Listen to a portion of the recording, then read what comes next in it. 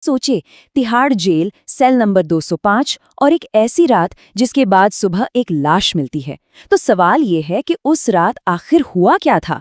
क्या ये वाकई भारत की सबसे खूंखार जेल में किसी भूत का काम था, या फिर इंसानी दिमाग की कोई ऐसी भयानक चाल जो किसी भी भूतिया कहानी से कहीं ज्यादा डरावनी है? तो आइए मिलकर इस उलझी हुई गुत्थी को सुलझाते हैं। और ये पूरी कहानी, जानते, इसी एक लाइन पर आके टिक जाती है। ये लाइन हमें एक बहुत गहरी बात याद दिलाती है कि शायद सबसे बड़ा डर वो अनजानी शक्तियों में नहीं है, बल्कि हमारे ही बीच इंसानों के अंदर छुपा हुआ है। तो चलिए थोड़ा पीछे चलते हैं। साल था 1993 और जगह तिहाड़ जेल। देखिए, तिहाड़ सिर्फ एक जेल नहीं थी, वो अपने आप में एक अलग ही दुनिया थी। एक ऐसी दुनिया जिसके अपने कायदे कानून थे, अपना माहौल था और सब कुछ बाहर की दुनिया से बिल्कुल अलग। समझ लीजिए कि ये एक ऐसा किला था जहां सिर्फ और सिर्फ डर का राज चलता था। और इसी डरावनी दुनिया में एंट्री होती है केतन की, एक नया कैदी जिस पर इल्जाम था 4 लोगों की बेरहमी से हत्या करने का। और उसकी किस्मत देखिए, उसे सीधा तिहाड़ की सबसे बदनाम जगहों में से एक में भेज दिया गया, जेल नंबर 4। और जैसे ही वो अंदर पहुंचा, उसका सामना हुआ एक बिल्कुल अलग हकीकत से। बाकी कैदी कानाफूसी करने लगे, उसे डरावनी बातें बताने लगे। कोई कहता, सुन, जेल नंबर 4 में भूत है, रात को आत्माएं घूमती हैं। तो कोई सीधा उसकी आंखों में देखकर बोलता, बच के रहना, तेरी मौत तो पहले से ही तेरा इंतजार कर रही है। तो अब आते हैं कहानी के उस हिस्से पर जहां सारा का सारा राज दफन है। Cell number 205। इसी सेल में केतन की मुलाकात होती है अपने सेलमेट से, और यहीं से शुरू होता है खौफ का असली खेल, जो उसकी पहली और आखिरी रात बनने वाली थी। और उसका सेलमेट जुनैद उसे एक बड़ी अजीब सी सलाह देता है। वो भूतों से बचने का कोई तरीका नहीं बताता, बल्कि कहता है, सुनो, कुछ भी हो जाए अपनी आंखें मत खोलना, अपने दिमाग पर काबू रखना, उसे भटकने मत देना। अब ये कैसी सलाह है? ये सलाह नहीं, बल्कि आने वाली भयानक रात का एक इशारा थी। और फिर वो रात शुरू होती है जो किसी बुरे सपने से कम नहीं थी। आधी रात को केतन की आंख खुलती है। वो देखता है जुनैद गायब है और सेल का दरवाजा खुला पड़ा है। अचानक उसका सिर घूमने लगता है, सांस फूलने लगती है। वो घबराकर मदद के लिए चिल्लाता है। गार्ड आता है, पर जुनैद तो आराम से सेल के अंदर सोया हुआ मिलता है। खैर, सुबह होती है। केतन बिल्कुल थका हुआ एक कप चाय पीकर सोने चला जाता है, और जब उसकी आंख खुलती है तो बाहर फिर से घना अंधेरा था, फिर से रात। ये कैसे हो सकता है? ऐसा लगा जैसे वक्त उसके साथ कोई भयानक खेल खेल रहा हो। उसका दिमाग पूरे तरह घूम जाता है, और ये खौफनाक सिलसिला पूरी रात बार बार चलता ही रहता है। और जब अगली सुबह हुई तो जेल नंबर 4 की खौफनाक कहानियों में एक और पन्ना जुड़ चुका था। गार्ड्स को केतन अपनी चारपाई पर मरा हुआ मिला।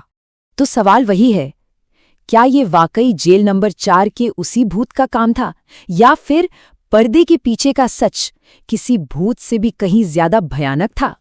तो चलिए अब इस कहानी से भूत प्रेत की चादर को हटाते हैं और उस सच का सामना करते हैं जो इसके पीछे छिपा था।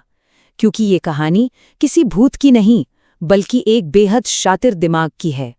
केतन ने उस रात जो भी खौफ महसूस किया, वो डरावने चेहरे, वो बार बार लौटती रात, वो सब कुछ अलौकिक नहीं था। वो एक बहुत ही सोची समझी और सावधानी से प्लान की गई हत्या थी। एक ऐसा कत्ल जिसे भूतिया कहानी का नकाब पहना दिया गया था। और कातिल कोई और नहीं, बल्कि उसका वही सेलमेट जुनैद था। वो कोई नया कैदी नहीं था जैसा उसने केतन को बताया था। अरे, वो तो सालों से उसी जेल में बंद था, और उस पर अपने ही पूरे परिवार की हत्या का आरोप था। और उसने पूरी रात बिल्कुल शांत बैठकर केतन को तड़पते और धीरे धीरे पागल होते हुए देखा। लेकिन सवाल ये है कि जुनैद ने आखिर ये किया कैसे, बिना छुए, बिना कोई हथियार इस्तेमाल किए? यहीं पर साइंस और साइकोलॉजी का वो खतरनाक खेल सामने आता है, जिससे एक परफेक्ट हॉन्टिंग को अंजाम दिया गया। जुनैद को एक तरह का मेंटल डिसऑर्डर था, स्किज़ॉइड पर्सनैलिटी डिसऑर्डर। अब इसमें होता क्या है कि इंसान को बस अकेलापन ही पसंद होता है। उसे लोगों से मिलना जुलना, बात करना कुछ भी बर्दाश्त नहीं होता। तो सोचिए, उसके लिए अपने सेल में किसी दूसरे का आना एक घुसपैठ जैसा था, और वो उस घुसपैठ को किसी भी कीमत पर खत्म करना चाहता था। उसे केतन की जान से कोई लेना देना नहीं था, उसे तो बस अपना अकेलापन वापस चाहिए था। तो उसका हथियार कोई चाकू या बंदूक नहीं, बल्कि एक ड्रग था, DMT। जुनैद ने बड़ी चालाकी से ये ड्रग केतन के पहले ही मील में उसके खाने में मिला दिया था। देखिए, DMT एक बहुत ही पावरफुल ड्रग है। ये दिमाग में इतने भयानक वहम पैदा करता है कि इंसान हकीकत और सपने में फर्क नहीं कर पाता। ये ड्रग वक्त की समझ को भी पूरी तरह से खत्म कर देता है। मिनट घंटों जैसे और घंटे दिनों जैसे लगने लगते हैं। और बस इसी ड्रग के ओवरडोज और भयानक दिमागी टॉर्चर की वजह से केतन की जान चली गई। तो मतलब साफ है, केतन को जो एक भूतिया साया लग रहा था, वो असल में उस ड्रग का जानलेवा असर था। वो जो टाइम लूप में फंस गया था, वो भी ड्रग का ही एक साइड इफेक्ट था। और वो गायब होता हुआ जुनैद, वो तो बस केतन के दिमाग का एक वहम था, जिसे जुनैद ने बड़ी चालाकी से और भी भड़काया था। तो आखिर में इस पूरी कहानी का सबक क्या है? ये हमें उस डर से मिलवाती है जो किसी भी भूत प्रेत की कहानी से कहीं ज्यादा असली और गहरा है। जुनैद की सबसे शातिर चाल यही थी। उसने जेल में सालों से चली आ रही भूतिया कहानियों का फायदा उठाया। उसने एक ऐसा जुर्म किया जिसका कोई सुराग, कोई सबूत नहीं था। पीछे क्या बचा? बस एक लाश और एक भूत की कहानी जो अब पहले से भी ज्यादा सच्ची लगने लगी थी। और अंत में बात बस इतनी सी है कि जेलों में भूतों को नहीं, इंसानों को डाला जाता है, और कभी-कभी वो इंसान ही सबसे बड़े राक्षस होते हैं। तो ये कहानी हमें एक आखिरी सवाल के साथ छोड़ जाती है कि असली राक्षस कौन है?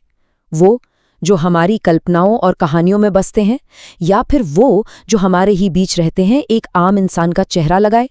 जवाब शायद हम सब जानते हैं।